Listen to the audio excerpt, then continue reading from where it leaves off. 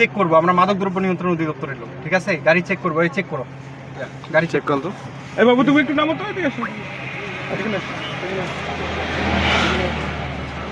করেন এটা সাক্ষীদেরকে দেখান, ওই যে ওই পাশে সাক্ষী আছে ওনাদেরকে দেখান। এই সাক্ষী দুটো দেখ তো, ওই কয় ফিট আছে ওখানে? চারটে পেটি, বালু চারটা পেটি, হ্যাঁ বের করেন, বের করে পাবলিককে দেখান, সাক্ষীদেরকে দেখান। হ্যাঁ আমি ধরে আছি, আপনি বের করেন, এখানে রাখেন, আমাকে দেন। বের করে এখানে রাখেন। হ্যাঁ আমি ধরছি মুস্তাফিজ, আপনি বের করেন।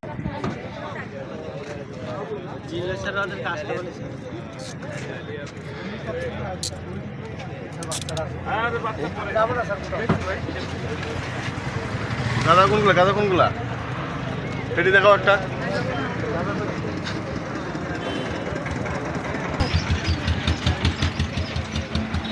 একজন এটা আলামত তুলে দাও।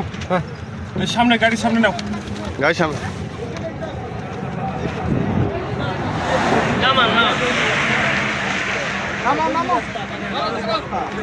ফেলে দাও, ফেলে দাও। এই আসামিদের হ্যান্ডকাপ লাগান, এই আসামিদের হ্যান্ডকাপ লাগান। এই পাথরের নিচে মাল থাকার কথা, পাথরের নিচে। আমরা মাদকদ্রব্য নিয়ন্ত্রণ অধিদপ্তর জেলা কার্যালয় রংপুর, আমাদের কাছে একটা ইনফরমেশন ছিল আমাদের রংপুর থেকে নাটোরের উদ্দেশ্যে একটি গাঁজার চালান যাচ্ছে পাথরের ট্রাকে। খবর পাওয়ার সাথে সাথে আমরা একটা টিম গঠন করে দ্রুত ট্রাকটাকে ধাওয়া করি। আমাদের উপস্থিতি টের পেয়ে ট্রাকটি খুব দ্রুত হাইওয়ে দিয়ে টেনে আসে।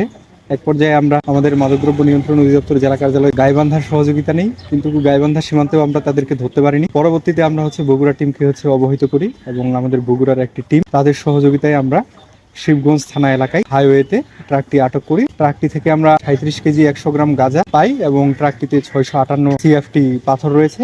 দুইজন মাদক কারবারি, তাদেরকে আমরা গ্রেপ্তার করতে সক্ষম হয়েছি। মাদকদ্রব্য নিয়ন্ত্রণ অধিদপ্তর জেলা কার্যালয় রংপুর এবং জেলা কার্যালয় বগুড়ার যৌথ অভিযানে আমরা আজকে এটি করতে সক্ষম হয়েছি। মাদকদ্রব্য নিয়ন্ত্রণ অধিদপ্তরের মাদক বিরোধী অভিযান চলমান রয়েছে।